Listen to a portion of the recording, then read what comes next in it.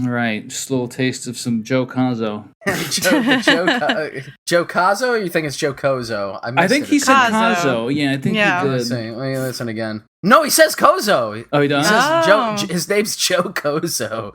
Joe Bozo, Cozo. more like. Who was the Get his guy? ass. I keep thinking about, you showed us one guy, wasn't his name like Johnny Tobacco or something? Yeah, John Tobacco. wow, yes. Yeah, Like yeah, another yeah, one yeah, of these yeah. guys? Yeah. Did you ever see any more of him? I never saw him again. Oh, I mean, we spent a couple days just watching a lot of his stuff. I mean, for the listener, right before we started recording, I happened to be on YouTube watching a bit of the Ohio Trump rally that's going on live, and the most reliable YouTube site I could find that was playing this live is this one called Right Side Broadcasting Network, which I've kind of come up across previously in my research, but I never really looked too far into it, and I just happened to notice that it was as the chat was going next to the Trump thing, people were like giving money to the channel, and I was like, this is weird, because then Chris, as you asked, like, it's not like affiliated with the Trump campaign or anything. Right. It's just like another, it's like a YouTube network, I guess. It has like 1.5 million subscribers, and so I was like, oh, let me just like click around here, and I found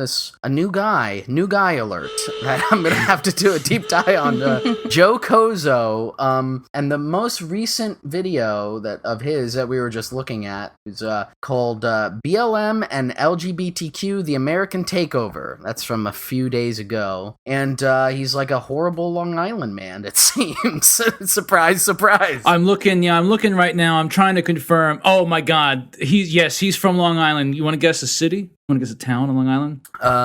Oh, is it the one you were in? No, but he is Long Island confirmed. Yeah, we were just discussing if we thought this guy was New Jersey or Long Island, and because he's talking about going to Manhattan. He says, "I live, me, my kid, my girlfriend. We live 50 minutes out from Manhattan." And I was like, "Okay, that means Jersey or Long Island." So Long Island confirmed. Look, confirmed Long Island, Comac, Long Island. Okay, All right. When I typed in Joe Cozo, Long Island, the first suggestion from Google was Joe Cozo, Long Island serial killer. So possible conspiracy. I don't know. Yeah. It's confirmed. Joe Cozo is the Long Island serial killer, the Craigslist killer, or whatever. I can't believe he killed all those people, but he did it. I can't believe he's been dropping bodies at Gilgo Beach for years. Joe Cozo is doing this. His whole little aesthetic here seems to be like, it's in the vein of all of the sort of wannabe right-wing micro-celebrity people. He's just like sort of sitting in front of a microphone, and then behind him is like, how would you describe this? It's like faux wood paneling. Oh yeah. Here, I'll just share the image. A weathered again. American flag. Yeah. Yeah, it's like a fake weathered American flag you'd buy at like a hunting store, like a sporting goods place. That it looks like tattered and it looks like reclaimed wood or something. Yeah. Really really weird. This is almost certainly like in just like his basement or whatever, or like his bedroom. I don't know what he's complaining about. Again, well, this was like mere seconds before we started recording. We stumbled across this guy. I need to find like his latest video. I want to leave him a comment. Okay, Joe, I love your facial hair.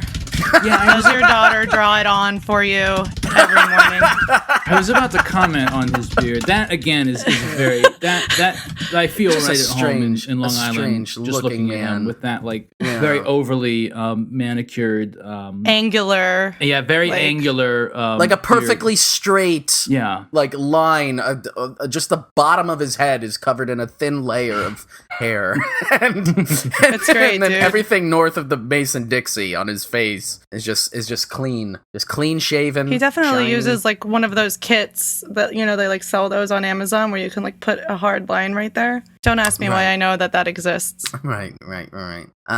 Well, anyway, folks. I mean, the only thing of note. I mean, I only caught a minute or two of the Trump rally. But he's playing the hits and he's telling stories, and it's always interesting to hear like how he invokes whatever the kind of latest little buzzwords and catchphrases are that are like being percolated in like the right wing culture war shit. Because the one line I heard him say, he was telling a story about like He was like, I was talking to a real general, not one of these woke generals. Now you hear about these, the woke generals.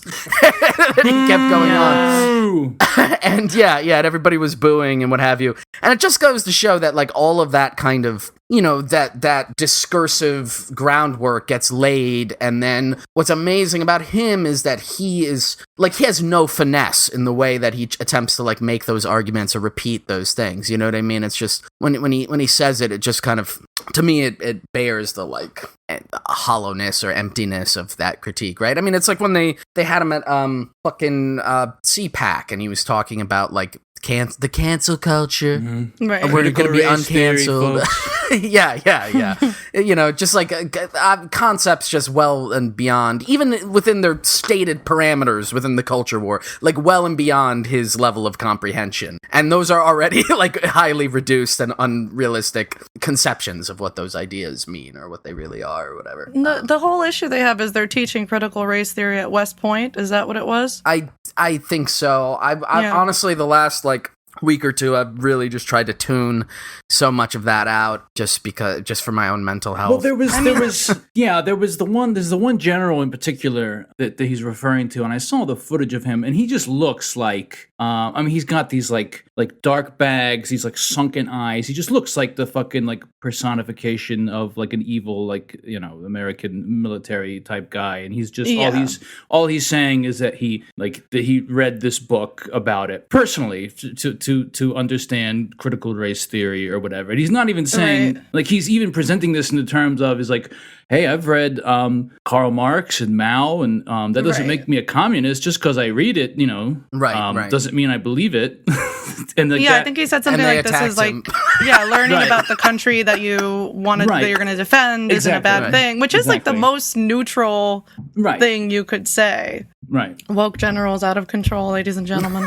I mean, I think it's funny that they're turning against the troops. It's just the most sacred of all American institutions. The cops would never. The cops would. That's why the cops are number one. Right. The cops are the real troops.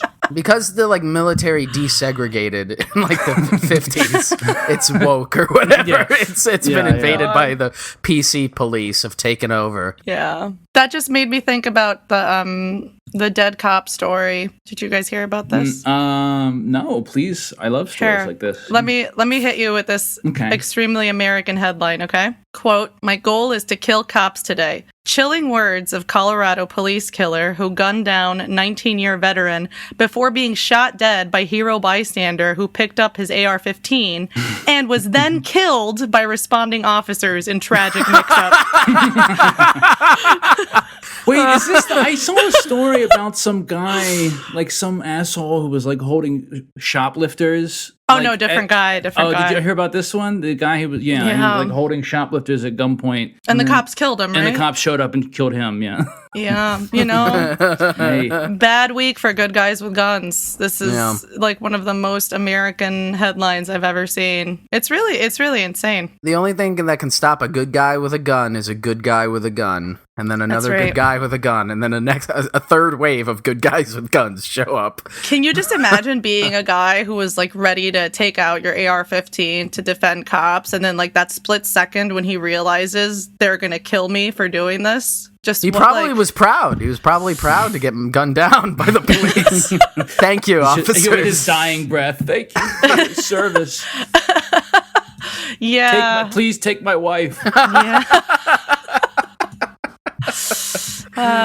But yeah, what that story reminds me of is we went out to Atlantic City this week because I discovered by happenstance that there's a train that goes out there from Philadelphia that's only $10. Oh man! And I was like, fuck it, let's it was like an hour and a half ride. I was like, let's give it a try. And stuff is kind of opening now, and I mean, I had some family that lived out there, and I went a couple times as a kid, but I never really got to experience it as like an adult, right? With the casinos and all that shit there, and what have you, the bars and everything. And so I was like, fuck it, let's go. It was a nice day, and give it a try. And we went there. We went to like a beach bar, and we were sitting down, like having some drinks, and this like couple sat down next to us, and this guy was wearing like a Blue Lives Matter shirt. It had the Blue Lives Matter flag, but I don't think it said Blue Lives Matter on it, but it said like, I'm on team somebody's name. And I was like, I kind of did like a double take looking at this guy's shirt. I was trying to figure out like, what the fuck does that mean? It looked like, those hashtag, because it was hashtag I'm on team, whatever.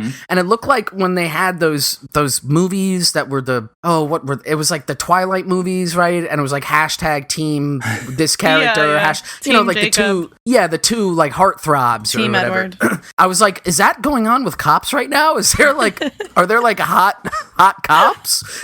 And this like, middle-aged portly guy from Jersey is like on one of their teams. And I was so like, what the fuck is this? And then, Carrie, you looked it up, and I guess because then there was like a local station number or something written under it. And I guess what had happened was like one of the cops at this local station got into like a car accident, not even on duty or something. No, he got hit by a car while directing traffic, which resulted in this Blue Lives Matter shirt. Right. So then I guess they did some kind of like fundraiser, because there was like a website or whatever, and it was like, to support his like medical bills or whatever. And again, it's got the, it's like the Blue Lives Matter flag, but it's like he just got hit by, it was just like a random accident. It's not like he was targeted or even like died in the line of duty. Right. And just in the process of like figuring that out, the guy like started to like fucking give us looks. Because I guess at that point I drank like a bucket of whatever we were drinking. I was probably much louder and less stealthy than I thought, because I was kind of laughing at him and his stupid shirt. Well, we were trying to read it. It's like, if you're gonna, have a shirt with text on it, I'm gonna try to read it. Right, I want to know about the campaign, so I know whether or not to donate money to it, or make a post in support, or not in support. If you'd asked that guy, he would have told you all about it. Oh, I'm sure. Yeah. I was too drunk to like try to ask him in a coherent way. Yeah. I probably would have gotten into some kind of altercation. Now, when you were in the casino, did you happen to look? Because I was also in a casino. I know we were a couple of gambling, rambling guys and gals. Yeah, I was not in Atlantic City though. I was in Southern Illinois. Okay. Very different vibe. But I was like really hoping, because it's like it was like very small and like sort of I wouldn't say run down, but I wouldn't say fancy. But I was hoping, since they had lots of very like sort of older looking slot machines, I was hoping that I would find a Donald Trump the Apprentice slot machine. And I checked every slot in the building, and I tragically did not find one. We did see a lot of Trump swag. I didn't see any I didn't see any Trump machines in the casino, unfortunately.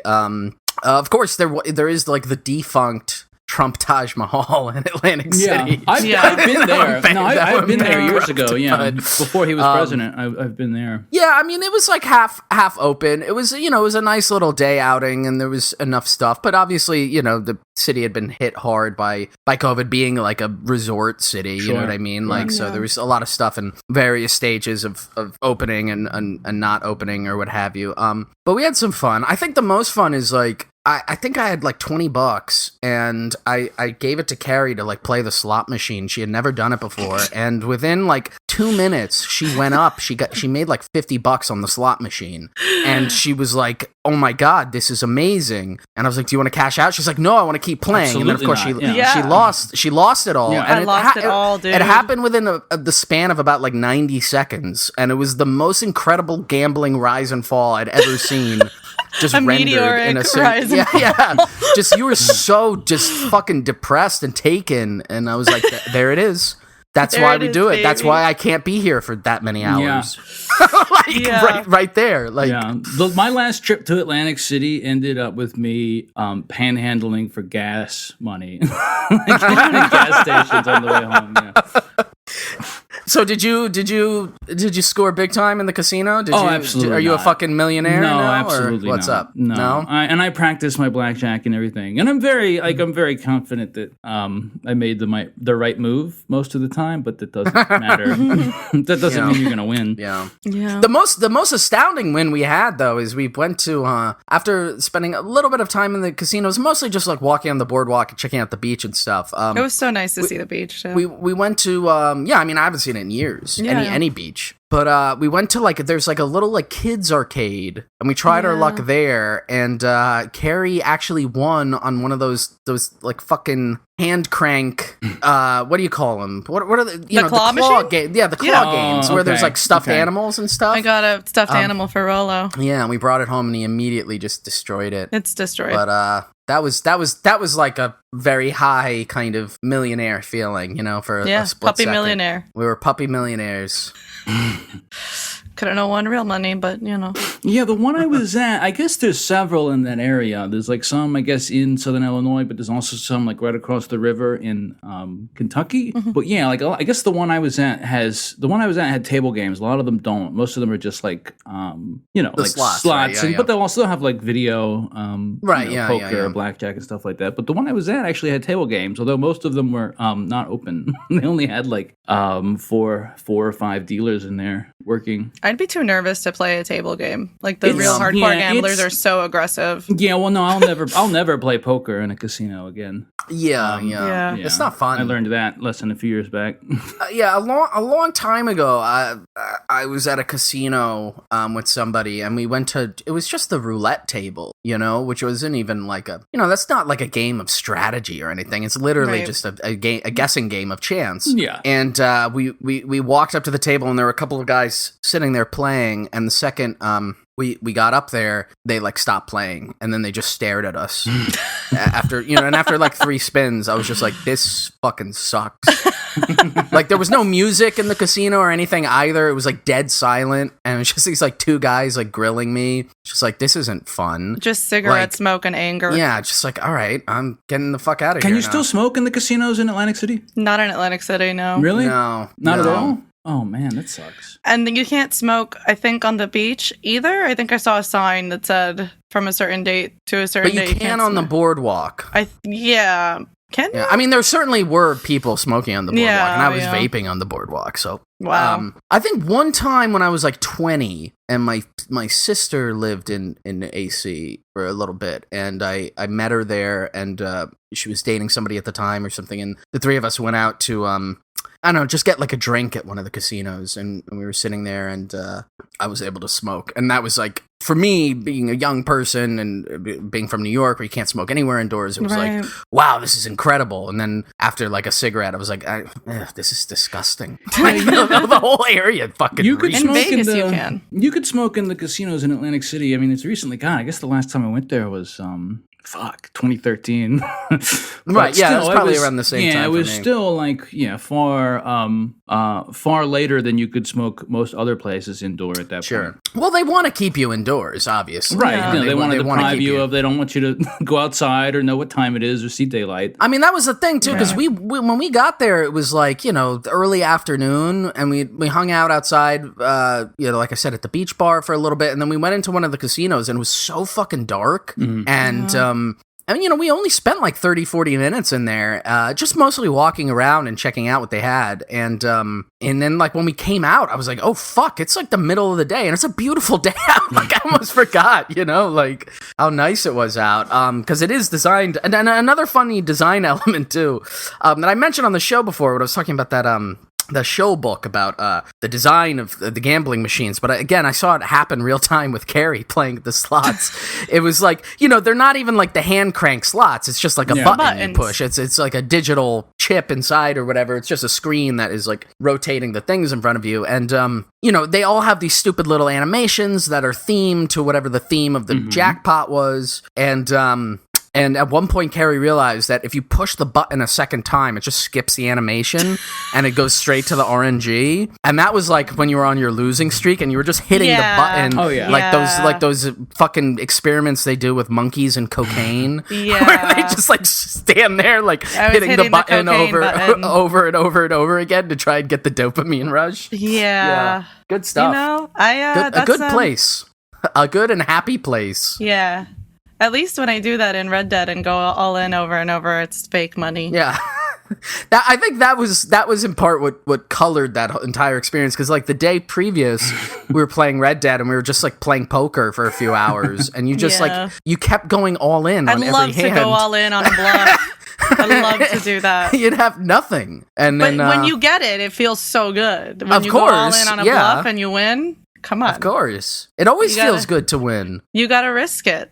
I'm encouraging risky behavior. You gotta be a fucking pizza millionaire, man. That's right. Horrible places. Yeah. Filled with I terrible thought it was people. Nice. There were all those like the thing I loved the most is there were all those like beach like shops on the boardwalk that sold like novelty t-shirts, like Rick and Morty weed t-shirts. Yeah, and there was just so many that were like Rick and Morty smoking weed, or Bart Simpson, or like there was one where it was like Bart Rick smoking weed. Yes, of course. There was one where it's like Rick but his hair is weed. Is like the marijuana leaf. Damn. So cool. There was a really good one that was like it was like the Joker and Harley Quinn from like the Suicide Squad iteration, and it was like his and her shirt. Oh my God. It was like I've seen these. His Joker. I've saw these at the fucking county fair in Long Island. Yeah, which is like another place where you'll see that sort of thing. Yeah, extremely cool shit. There's also the lizard at the crab shop.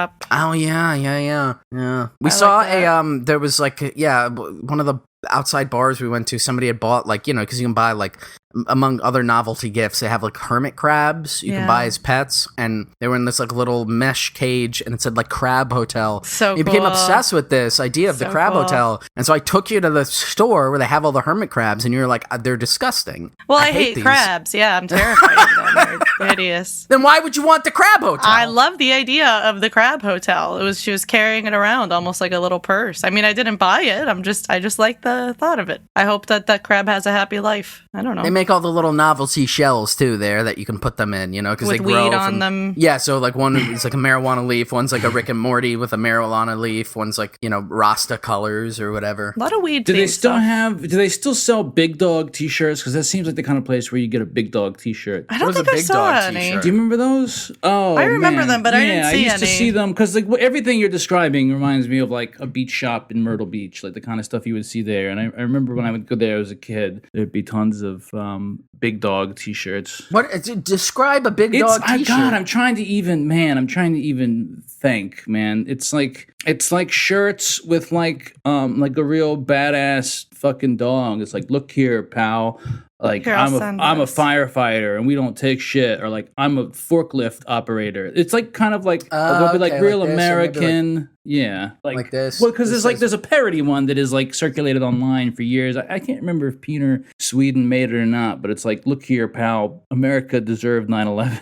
Something like that. It's like in their style. But I assume they still make those. Bone Cold Steve Paulston. Hell yeah, dude. That's right. Here's one. I just found one that's I'll let Chris describe this. Big Dog Trucking Co. Look at this one. Oh Lord. Oh, what? Okay. So this is Uncle Sam. This is Uncle Sam if he was a dog. Right. Bending Michael Vick over his knee and giving him a spanking. And it says, "Who's your daddy?" Why is he Uncle Sam though? Because that's what's it's like too much going on. Yeah, this is that is a lot. American Justice spanking you. Yeah, I like that he's like double labeled. He's got like Vic and then Michael Vick, just so like you can be double sure. Right, it's like a Ben Garrison style drawing too, where the dog is weirdly, it's anthropomorphic and is like muscular. A lot of them seem to be seem to be like that. I can't recall if we saw any of these particular ones, but they were all in that genre. It was was all like, shirts that had some pithy kind of, catchphrase, usually delving into some either hyper masculine or otherwise stereotype thing. And speaking of stereotypes too, the other thing that I guess was kind of shocking to me walking around the casino, again, having the last time I was in a casino was probably around like 2013 or something. Like all of the slot machines, or a vast majority of the ones that we saw, were just like racist stereotypes. Yeah. Like just like, it was like there was sort of like a Mexican themed one, and it's a guy like in a big sombrero and he's got like pistols or whatever. Yeah. And when you hit the getting the jackpot is like a jalapeno or whatever, like a lot of stuff like that. Themed. Yeah, a lot of weird things like that. Very I don't know if that was just like the casino because we only went into one and we were only there a little bit. I wonder if it's just that particular casino is that's the racist casino. For racists, yeah. Yeah, that's the one where you go to. There was a Sky ad. It was like one of those biplanes. Oh, with make elevators great again. Yeah, it was like a New Jersey elevator company, and it said "Make elevators great again" in the sky, and it kept flying around. And simultaneous to that, there was like a boat on fire just offshore, and so there were like helicopters, like firefighter helicopters, going to like rescue the people on their party boat or whatever, right next to the "Make elevators great again" sign. That was like in the first 10 minutes that we got there, and Shane was just like, "Yep, this is Atlantic City. Yeah, here it is, baby. That's it." But nice to see the beach. Nice to see the sun. No, get out of town for a little bit. It's overrated. They're both overrated. No dogs on the beach, by the way. Unfortunately, we were thinking about bringing Rolo. No dogs on the boardwalk either. No dogs allowed. I gotta show you this. You don't have to share this, but I just Googled big dog shirts. Here, let me put this in the Discord. I'm still browsing big dog shirts. I just Googled big dog shirts and look at the second. Yeah. I'm not reading that. Yeah, I'm not gonna read that. Yeah. Google big dog shirts. Yeah, I guess I'm just gonna post this. What Chris is seeing. Yeah, definitely like early 2000s was the golden age for this type of stuff. Yeah, this was I definitely that's a whole genre of shirts like this. Like, hey, look here, Al Qaeda. You messed with America, pal. Right. There's a lot of bowling themed ones. Yeah, well, Well, that's what I remember about them. There was the Big Dogs, and there was also another one called Big Johnson, which was like another T-shirt brand. I don't even know if they're still around, but I used to see those in the Myrtle Beach shops, and it was like they have like a ton of different shirts, and like the pun is always oh my god, it's always about like there's like a million of them for like every different profession, like whether you're a truck driver or a firefighter or a you fucking lay put up drywall or whatever your job is. They have some Big Dog or Big Johnson shirt about how masculine and cool your job is, and how nobody better mess with you, and they better just stay on the porch with the puppies. They can't run with you, the big dog. These are like T-shirts for sexual harassers, the Big Johnson ones. Yes. Oh my god, this is so much is happening here. I'm not going to read any of these.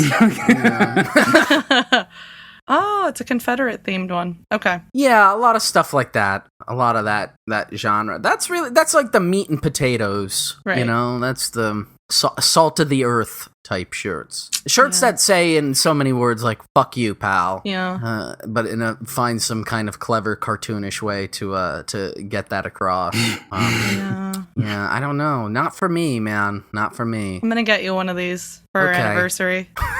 I won't wear it. I won't be wearing that. I know you won't. You don't wear T-shirts. I don't wear T-shirts, yeah. Well, because I'm not 12. Yeah. So, sorry, everybody out there. You don't want a shirt that says it's not how you ride the waves, it's the size of your Johnson that counts? Johnson surfboards? Now that you mention it, I've been dying to let everyone know that not only am I a piece of shit, but I'm stupid in shirt form. I would like to be able to communicate with my attire that not only do I not respect you, but I openly do not want to receive your respect. That's what I want to communicate as I walk around outside. Too, yeah, exactly. Yeah. Just like hostility and anger, but again, crudeness and stupidity as well. Like that has to be included. Otherwise, what's the point? Yeah. Yeah. See, like unlike you infantilized cretins who want to wear your graphic tees and what have you. I, as an astute intellectual consumer of media, have spent the last week watching all of these Spider-Man films. These are movies made for adults and by adults. And I have a lot of opinions on each one. They're not for children. Children don't get them. Exactly. And I should know because I saw many of them as a child and I did not understand them in the way that I do now. I have a much fuller and much totaler grasp on the various franchises. Exactly, yeah. Yeah, we watched like every single one, didn't we, in like 4 days? Yeah. I mean, you fell asleep during some of them, but that's okay because some of them we also had watched not too long ago. Yeah. But I just I got on a little bit of a Spider-Man kick. And I mean, I know it like poisons my brain. Like it's ruined now. Like as I get older too, I have like a greater ability to retain this information when it's fresher. And there were a few, like I never saw like the Andrew Garfield Spider-Mans, the Amazing Spider-Mans, the like second Sony reboot. Now that I have, like I'll never forget the lizard guy. Like for the rest of my life, I'll remember, like there'll be 10 more Spider-Man reboots and I'll remember the lizard one. To my deathbed for no purpose. There'll be there's no functional or even creative utility of me knowing that, and yet now it's stuck in my brain forever and ever. Well, if he gets referenced in a future like Spider-Man multiverse movie, you're gonna that's why I did it, because apparently the new Spider-Man that's gonna come out in December is gonna be a multiverse Spider-Man, so it's gonna have all the Spider-Mans and all the Spider-Man villains in it. So before I watch the movie, I want to be able to understand the film because it's an important film to get. I don't think I've seen any Spider-Man movie. Oh, Chris! All right, let's start. Yeah. Okay, so the first Spider-Man. All right. Are you gonna share your screen? yeah. I'm gonna bring up my fucking cork board of all the Spider-Mans with all the different things connected. I mean, some of them are fun, like in the sense that any of these kind of blockbuster-y movies, if you kind of turn your brain off, can be kind of fun and goofy. I thought the Tobey Maguire ones were more fun. Yeah, the Sam Raimi ones were fun because they were cartoonish and silly, and I think it's like, the thing that I realize in watching them is that they're so campy and silly and like really funny in a way that I maybe didn't get as a kid, just because like, I don't know, you're liable to take those cartoonish things maybe a little bit more seriously. Yes. And if you watch it knowing that like probably the people making it weren't taking this part seriously, like Willem Dafoe is Green Goblin. Like there's one scene where he like attacks Aunt May, who's just like elderly, and she's praying in her house, and the Green Goblin shows up and like and she's doing the Lord's Prayer, and the Green Goblin shows up and like blows up the front of her house, and she's like freaking out, and her house is on fire, and she's trying to finish the Lord's Prayer, and she's like, and deliver us, and the Green Goblin just starts shouting at her like, finish it.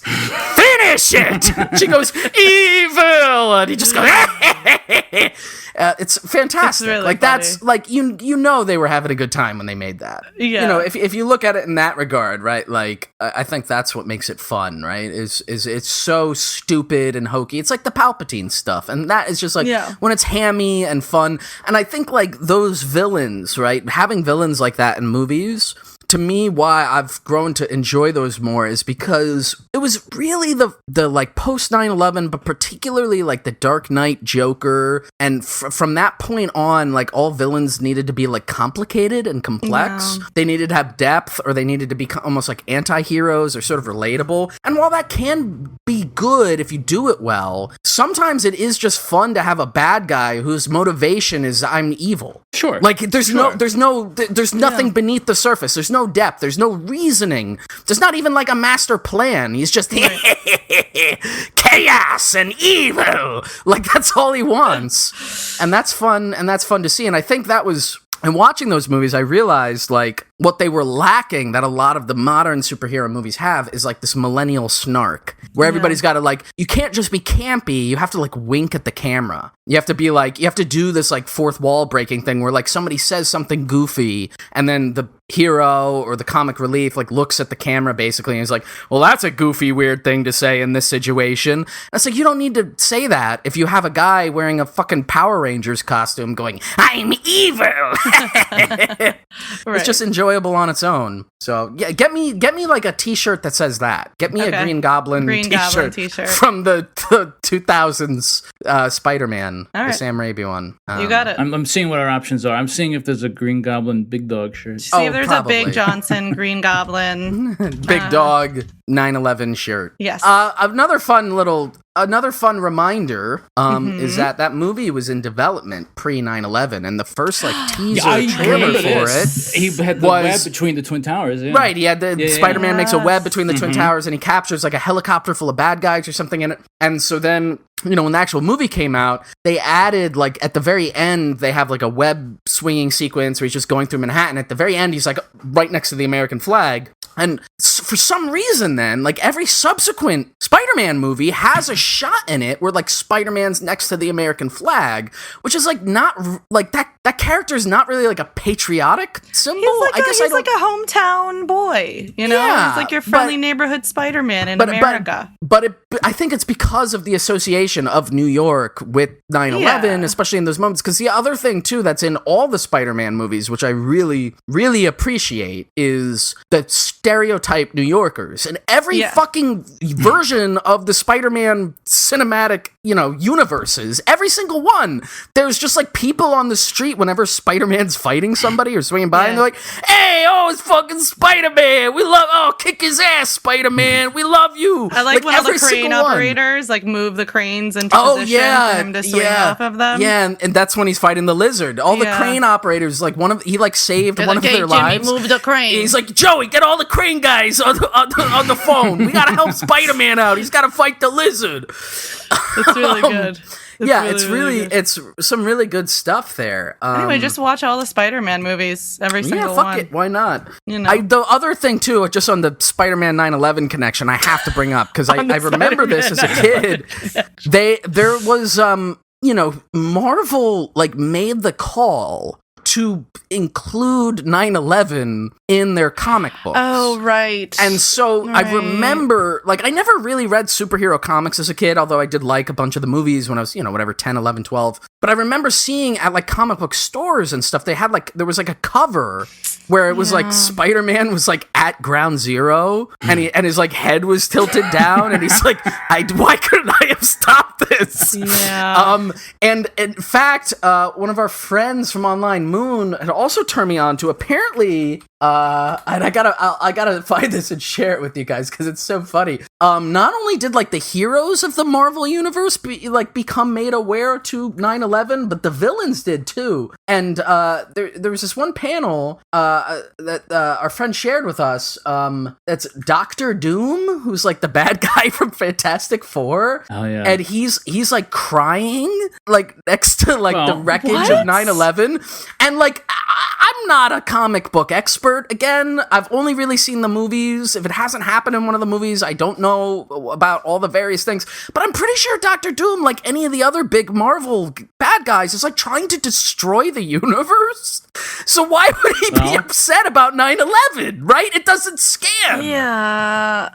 I don't know enough about Doctor Doom to know if he's trying to destroy. I guess we have to know about Doctor Doom. Somebody's going to respond to this being like, first of all, it's against Doctor Doom's code to do 9/11.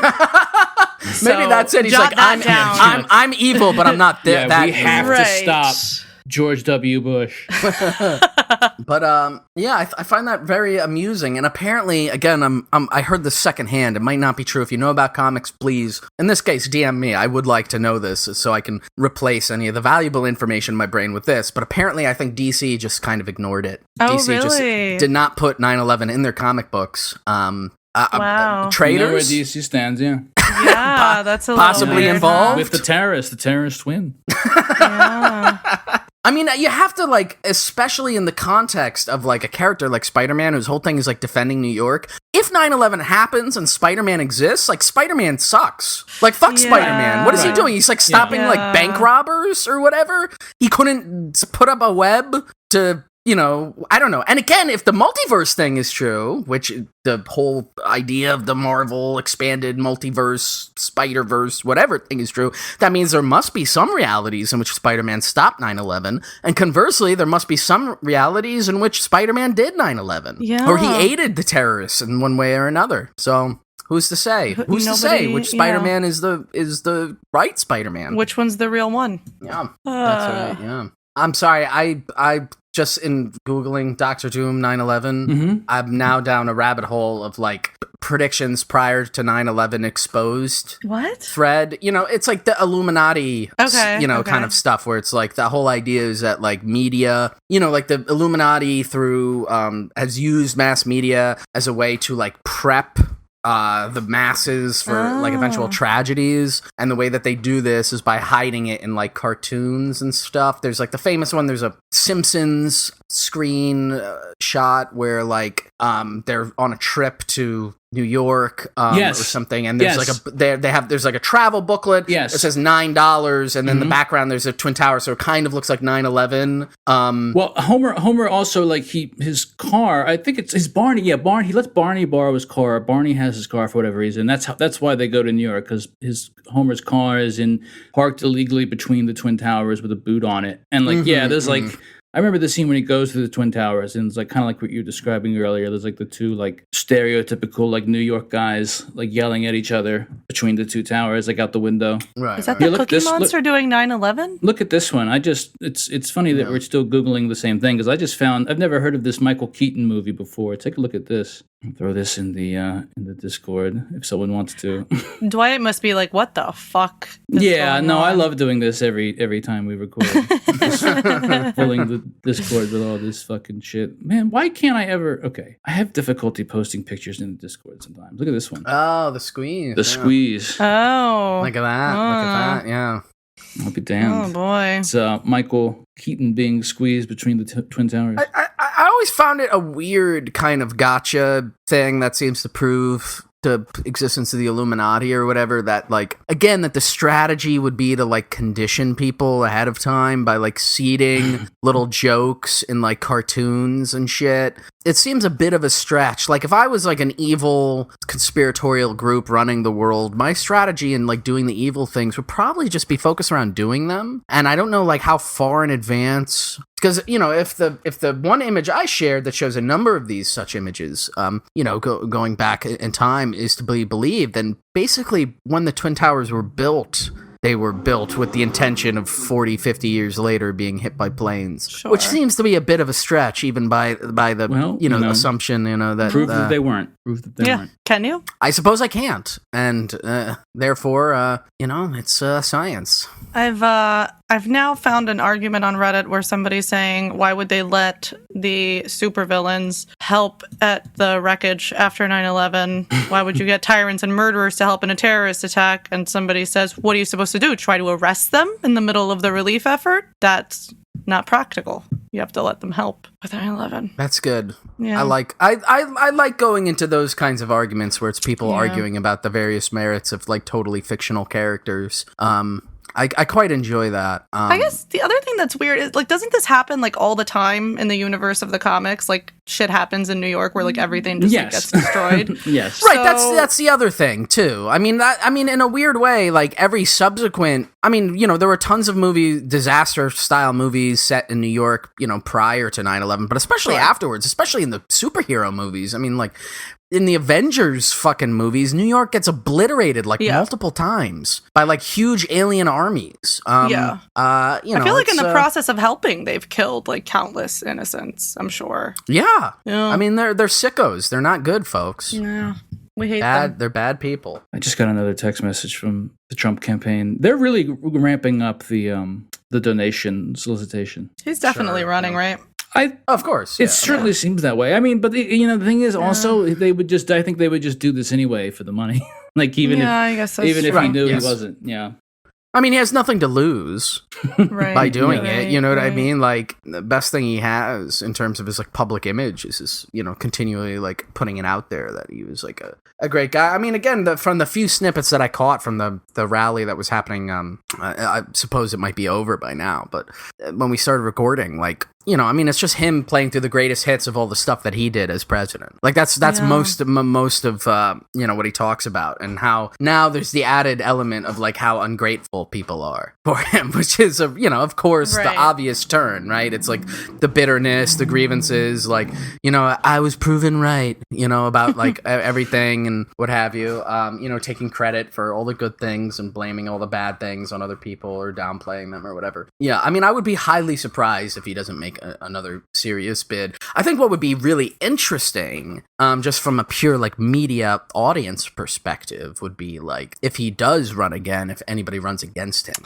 like within the Republican Party, right? Like that would be highly amusing. I feel like DeSantis is gonna run. You think DeSantis will? I think DeSantis is gonna run. Well, the question is here, right? Is like who? Because if Trump runs again, right, they're gonna know. Like you'd have to really be one of those people that could like lay mantle to the claim of like I was a never Trumper or something. Like all the people who like got behind, you couldn't really effectively argue, especially against him, where his whole thing is just like insulting you. Like like if you were at any point like tried to be like on the Trump train or what have you, right? Like I don't know. Again, it would just be not that I think it would be good in any sense of the word for any other purpose, but except for pure entertainment. You know what I mean? It would right. It would be amusing. It would be great if like Jeb ran again. Oh God! Jeb versus Kasich, Donald all Trump. Of them. Just 20. Hillary. Hillary runs in the Republican the primary. GOP, nomination. That reminds me. I don't know if we talked about it on the show, but did we talk about the Purge movies? I don't think so. Did we finish watching those? I don't think we did. No, we didn't. I've only seen the first Purge, not the first one, but the one that's called the first Purge. The one that's called the first Purge. Did we see that one? No. We didn't get that far. We stopped. Because, this is the setup. Like a few weeks ago, there was like the Jake Paul, or the Logan Paul Mayweather fight. And we were watching that, and there was like an ad break in the middle of it for like the new Purge movie that was coming out. Yeah. And there was like a moment in the ad where it was like text on screen and there was narration. It was like, all crime is now legal forever. And we laughed so hard at that. We were like, we'd never seen the Purge movies. Like, let's go watch them. And it is called The Purge Forever, by the way. Yeah, the Forever Purge. The Forever Purge. Yeah. That's the next one that's coming out. And so we're like, let's watch these, and watch the first one, and it was just kind of boring. The second one was also kind of boring, and then the third one, which came out in 2016, is called Purge Election Year. Okay, yeah, that one is particularly egregious. The ad campaign for this one, yeah, and what made this one really fun in a kind of like political reveal kind of way was that the premise of it is that like in the Purge universe, there's been like a Christian fascist takeover of the United States.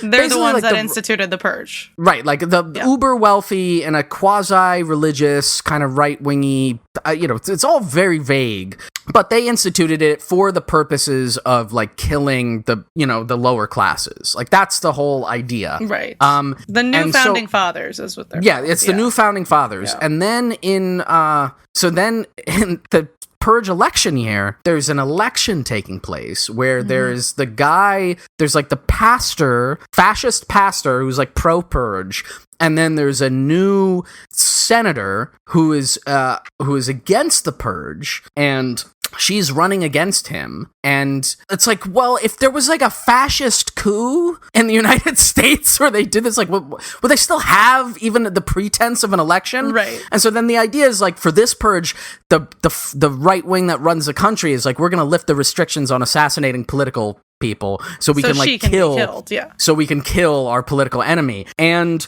over the course of the movie, they capture her. Spoiler alert for the Purge election year. Anyone out there who hasn't listened or hasn't watched it yet. And to be clear, they're explicitly Nazis. They're like sort of like, again, they're having like a Purge ritual ceremony in like a church, like a weird occult, and it's got that kind of like evangelical vibe, but also like an occult thing. And they capture the Hillary Clinton stand-in, and they like tie her to like a board, and they wheel her on stage, and they're like, she is the living embodiment of all evil. She is satanic.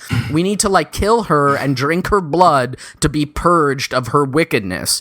And right before they kill her, like the resistance or whatever shows up and like, you know, militarily like takes over, like, you know, kills a bunch of like the right-wing guys or whatever, and they free the Hillary Clinton lady, and they're like, okay, we're gonna like kill all of the new founding fathers right now with like a bomb. We're gonna wipe them out, and then that way you can become president, ma'am. And she's like, no, that's the wrong way to get change. I have to win the election the right way. Yeah. And then, so they let the guy go, and then he like tries to kill her again. Of course. And she stops him, and then she has this moment where she gets in his face, and she's like, listen here, pal. Yeah. You know, this, once the polls are in, you're gonna be singing a different tune. And then the end of the movie is she wins the election. Yeah, yeah. And it's such like a weird like even in the fantasy. Right, but that's what I was saying. It's totally unrealistic that Hillary would win the election and also not want to kill people. but what I guess for me, the thing that, you know, in terms of its like politics or whatever, what it rendered is it really rendered like the centrist Democrat, you know, like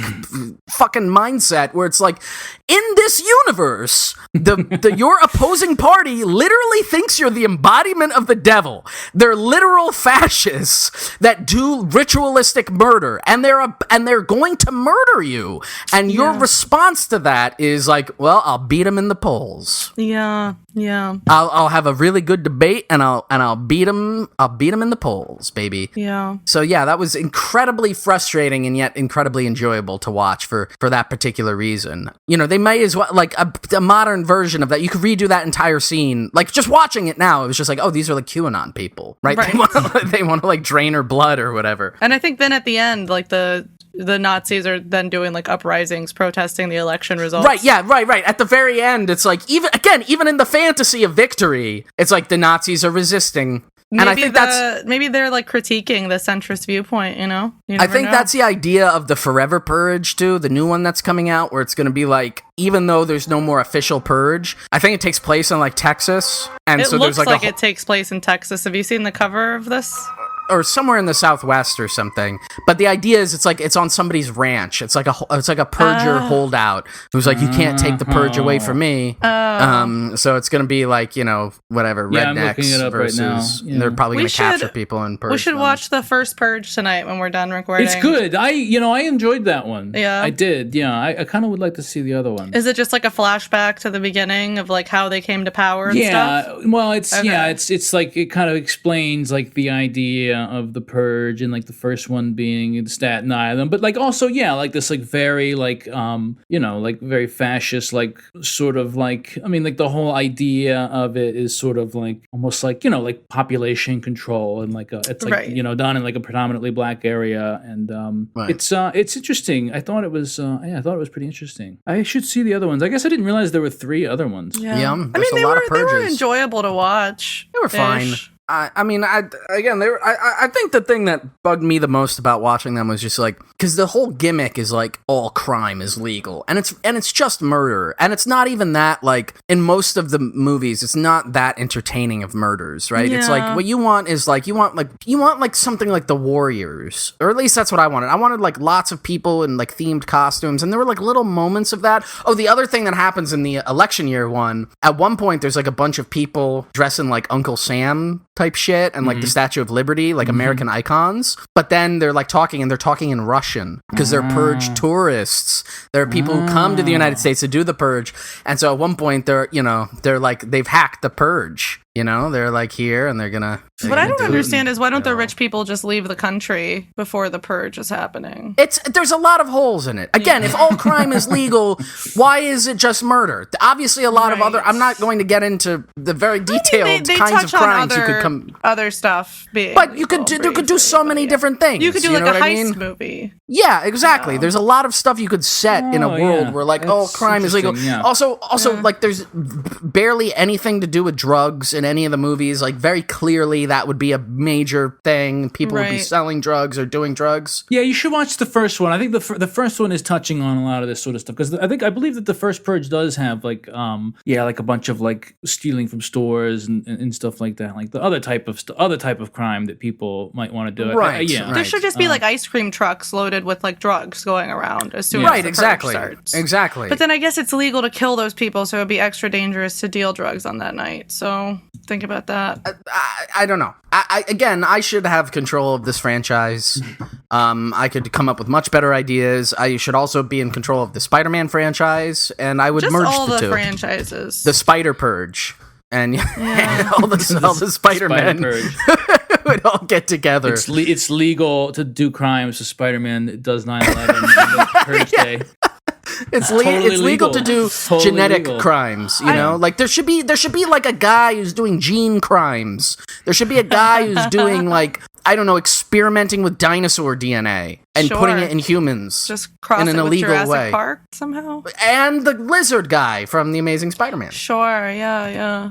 Because now I'm thinking about doing a heist during the Purge. What was the movie we recently watched that's like set in Las Vegas, but they didn't do anything with it? We did an episode on that. We talked about it for a long time. Yes, we did. We did? The Army of the Dead. Right, right. That's how forgettable the fucking movie is. I don't remember that we even talked about it for 20 or 30 minutes. Yeah, we discussed it, and I was like, I'm gonna watch that, and I've never thought about it again. Yeah, it's so stupid. It's not really not worth your time. It's not. Such a good concept, though. Again, just put Shane in charge of it. Yeah, I should be in charge of a lot of stuff. Yeah, I agree. I should be in charge I agree with you. You know, the country. I could come up with much better ideas than doing the Purge. For sure. I would probably do the Amazing Spider-Man villain plot where he wants to use the gas to turn everybody in the city into giant lizards.